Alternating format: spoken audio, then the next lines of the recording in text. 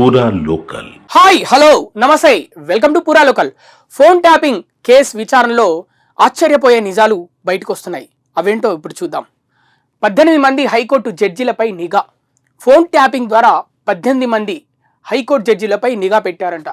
ACB court న్యాయమూర్తి పైన కూడా, యాంటీ కరప్షన్ బ్యూరో కోర్టు న్యాయమూర్తిపై కూడా నిఘా పెట్టారంట. ఎఫ్ఎస్ఎల్ నివేదికలో బహిర్గతం అంటే ఫోరెన్సిక్ సైన్స్ ల్యాబ్ రిపోర్ట్లో ఇవన్నీ బహిర్గతమయ్యాయి. ఫోన్ ట్యాపింగ్ కేసులో కీలక అంశాలు, ఇంకా చాలా కీలక అంశాలు ఉన్నాయంట. ఒకసారి అవి చూద్దాం.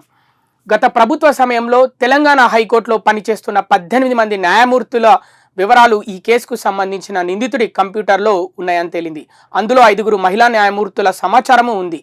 ఫోన్ల అక్రమ ట్యాపింగ్ పై Telangana special intelligence branch SBI మాజీ ఓఎస్డీ ప్రభాకర్ రావు నేతృత్వంలోని బృందంపై కేసు నమోదైన విషయం మనందరికీ తెలిసిందే. ఎప్పుడో నమోదైంది, ఎప్పుడో అరెస్ట్ అవుతారు అనుకున్నారు. ఇప్పటివరకు అయితే ఏం లేదు.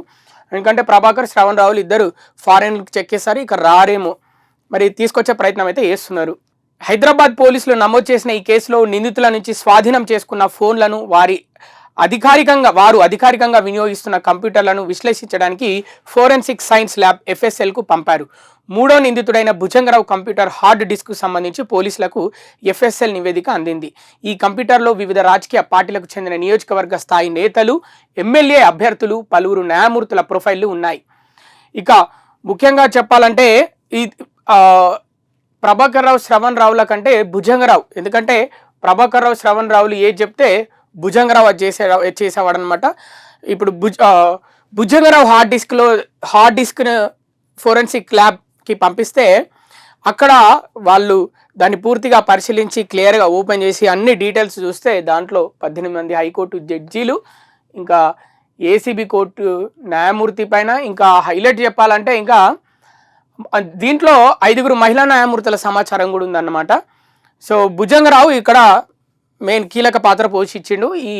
అంటే వీళ్ళు ఆర్డర్స్ ఇచ్చిరు, వీళ్ళకు పెద్ద తలకాయలు ఆర్డర్స్ ఇస్తే ప్రభాకర్ రావుకి, శ్రవణ్ రావుకి ఈ పెద్ద తలకాయలు కింద ఉన్న భుజంగరావు, ఇంకొక కింది స్థాయి అధికారులకు అయితే ఆర్డర్స్ ఇస్తే, ముఖ్యంగా ఇక్కడ భుజంగరావు హార్డ్ డిస్కే క్రియాశీలక పాత్ర పోషించిందని చెప్పచ్చు. ఈ మధ్య పదవి విరమణ చేసిన 3 ప్రొఫైళ్లతో సహా మొత్తం 18 మంది న్యాయమూర్తుల వివరాలు లభించాయి. అందులో పదోన్నతి మీద సుప్రీంకోర్టుకు వెళ్ళిన న్యాయమూర్తి సమాచారం కూడా ఉందంట. ఇక ప్రమోషన్ మీద సుప్రీంకోర్టుకు వెళ్ళిన న్యాయమూర్తి సమాచారం కూడా ఉందంట. అసలు మరి వీళ్ళని ఏం చేద్దాం అనుకున్నారు అంటే వీళ్ళని కూడా సెట్ చేద్దాం అనుకున్నారు. అసలు మొత్తం రాష్ట్రాన్ని, దేశాన్నే మొత్తం ఫోన్ ట్యాపింగ్ ద్వారా సెట్ చేసి ఇక్కడ ఇప్పటివరకు అయితే ఇక రాష్ట్రంలోనే ఉన్నాం అధికారంలో, ఇక ఫ్యూచర్లో దేశం మొత్తం వెళ్దామనే విధంగా ఫోన్ ట్యాపింగ్ చేశారా మరి ఏంటి?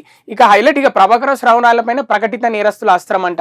ఇక వీళ్ళు ఎట్లయినా ఇండియాకు రప్పించే ప్రసక్తి, అంటే మేము ఇండియాకు రాము అని వాళ్ళు ఫిక్స్ అయిపోయారు. ఎట్లయినా వీళ్ళని రప్పించాలి ఇండియాకని ఇటు పోలీసులు ఫిక్స్ అయ్యారు. అందుకే ఇక ప్రకటిత నేరస్తుల అస్త్రం ప్రయోగించేందుకు కసరత్తు చేస్తున్నారంట. న్యాయస్థానం అనుమతిస్తే ఆస్తుల జప్తునకు అవకాశం. ఇక కోర్టు అనుమతి ఇచ్చింది అనుకోండి, ఒక ఆర్డర్ జారీ చేసేస్తే వీళ్ళకి ఇక వీళ్ళు వెళ్ళి పోలీసులో దానికి తగ్గట్టు వీళ్ళ ఆస్తులు జప్తు చేస్తే అప్పుడన్నా వస్తారేమో మరి అక్కడి నుంచి. ఎందుకంటే ఇక ప్రభాకర్ రావుకి రీసెంట్గా గ్రీన్ కార్డు వచ్చిన వార్తలు వస్తున్నాయి. మరి అక్కడ గ్రీన్ కార్డు వచ్చిందా లేదా?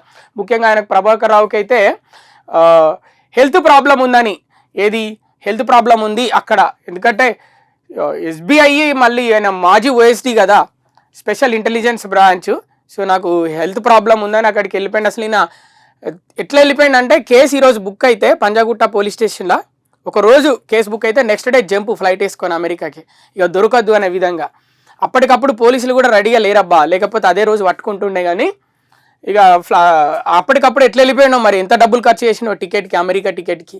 లేకపోతే ముందే పోలీసులలోనే ఎవరైనా ప్రభాకర్ రావుకి ఎవరైనా ఇన్ఫర్మేషన్ ఇచ్చారా, సార్ మీ మీద కేసు బుక్ కాబోతుంది, మీరు జంప్ అయిపోండి, ఇక్కడ ఉంటే అరెస్ట్ చేస్తారు అని ఒక 4-5 రోజుల ముందే విచారణ ఎవరైతే చేపడుతున్నారో, డిపార్ట్మెంట్లో ఎవరైతే ఉన్నారో వాళ్ళు ముందే ప్రభాకర్ రావుకి సమాచారం ఇస్తే అట్లా జంప్ అయిపోయింది. ఇక శ్రవణ్ రావులు, ప్రభాకర్ రావులు ఖచ్చితంగా రావాల్సిందే. ఇక ఆస్తులు జప్తు చేస్తే, ముఖ్యంగా కోర్టు అనుమతిస్తే మాత్రం వాళ్ళు ఖచ్చితంగా వస్తారు. ఎందుకంటే వాళ్ళ మీద ఒత్తిడి పెంచారనుకోండి, వాళ్ళు ఎట్లయినా తిరిగి వస్తారు. ప్రొక్లెయిమ్డ్ అఫెండర్, ప్రకటిత నేరస్తుడు అస్త్రాన్ని ప్రయోగించే దిశగా కార్యాచరణను ప్రారంభించారు. న్యాయస్థానాన్ని ఆశ్రయించారు. దర్యాప్తునకు ముందు సాగనీయకుండా తప్పించుకు తిరుగుతున్న స్పెషల్ ఇంటెలిజెన్స్ బ్రాంచ్ మాజీ ఓఎస్డీ ప్రభాకర్ రావుతో పాటు మరో కీలక నిందితులు శ్రవణ్ రావును ప్రకటిత నేరస్తులుగా నిర్ధారించే దిశ కసరత్తు అయితే చేపట్టారు. ఇక ఇది ఇప్పుడు దీనికి సంబంధించి ఫోన్ ట్యాపింగ్ కేసుకి సంబంధించి అయితే ఇప్పటివరకు విచారణలో వెల్లడవుతున్న విస్తుపోయే నిజాలు. ఇక మనం చెప్పుకున్న విధంగా గతేడాది మార్చ్ 2024 మార్చు పంజాగుట్ట ఠాణాలో కేసు నమోదైన వెంటనే విదేశాలకు పారిపోయారు వారిద్దరు విచారణ ఎదుర్కోకుండా తప్పించుకోవడానికి. ఇక వాళ్ళపైన రెడ్ కార్నర్ నోటీసులు జారీ చేశారు. అలాగే వాళ్ళ పాస్పోర్టు రద్దు చేయాలి ఇవన్నీ. కానీ వాళ్ళు మళ్ళీ పాస్పోర్ట్ రద్దు చేయొద్దంటూ విదేశీ వ్యవహారాల శాఖకు కూడా అప్లికేషన్ పెట్టుకున్నారు, దరఖాస్తులు పెట్టుకున్నట్టు తెలుస్తుందన్నమాట. ఇక దర్యాప్తుకు ముందుకు సాగాలన్నా ఈ దందాలో రాజకీయ నేతల ప్రమేయం ఆధారాలు బహిర్గతం కావాలన్నా వారిద్దరు ఇంపార్టెంట్, వారిద్దరు మెయిన్. ఎందుకంటే వాళ్ళ వెనకాల మరి పెద్ద తలకాయలు రాజకీయ పరంగా ఎవరున్నారు అనేది ఇక్కడ చాలా ఇంపార్టెంట్. ఈ కేసులో ముఖ్య అంశం అదే. ఎప్పుడు అరెస్ట్ చేస్తారని కోర్టు అయితే పోలీసులను ప్రశ్నిస్తే ఈ విధంగా ఇక వాళ్ళ ఆస్తులనన్నా జప్తు చేస్తే వస్తారేమో అనే విధంగా అయితే పోలీసులు ఇక ముందడుగు వేస్తున్నారు. ఇక మన దగ్గర ఇక మిగిలిన చాయిస్లు ఏంటి అనే విధంగా పోలీసులు వాళ్ళిద్దరిని రప్పించడానికి 30 రోజులు ఛాన్స్ ఇస్తారు. వీళ్ళకి ఆ ఉత్తర్వులు జారీ చేశాక పేపర్లో కూడా ప్రకటనిస్తారు.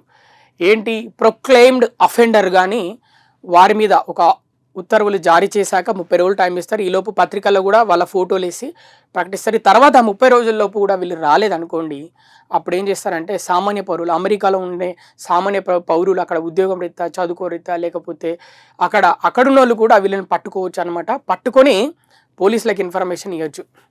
ఇట్లా ఎక్కడున్నా, ఏ దేశంలో ఉన్నా, అక్కడ మన భారతదేశానికి సంబంధించిన లేకపోతే మిగతా దేశానికి సంబంధించిన లాయర్లవి ఎందుకండి వీళ్ళకు ప్రొఫైళ్ళు, వాళ్ళ ఫోన్లు ట్యాప్ చేసి అంటే వాళ్ళ వివరాలు ఏమేమి సేకరించారంటే వీళ్ళు ముఖ్యంగా ఆ ప్రొఫైల్లో వారి ఫోటోలు అంట, వాళ్ళ ఫోటోలు, వాళ్ళ పుట్టు పూర్వోత్తరాలు, విద్యాభ్యాసం, వాళ్ళ డేట్ ఆఫ్ బర్త్, అన్నీ ఎక్కడ పుట్టారు, ఏం చేశారు, వాళ్ళ అమ్మ నాన్నలు ఎవరు, అలాగే విద్యాభ్యాసం, ఉద్యోగ ప్రస్థానం, కుటుంబ సభ్యులు లాంటి అన్ని వివరాలు ఉన్నట్లు తెలిసింది.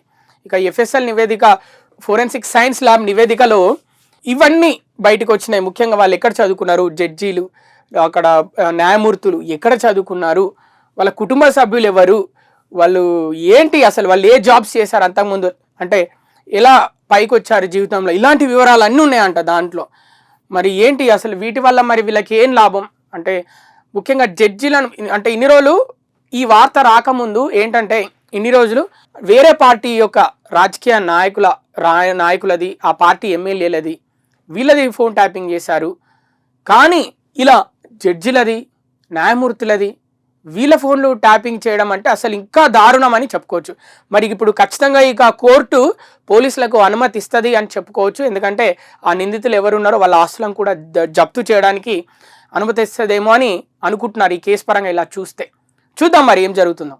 ఇవి ఇప్పటివరకు ఉన్న అప్డేట్స్. మరిన్ని అప్డేట్స్ కోసం చూస్తూనే ఉండండి పురాలోకల్, your choice for local voice.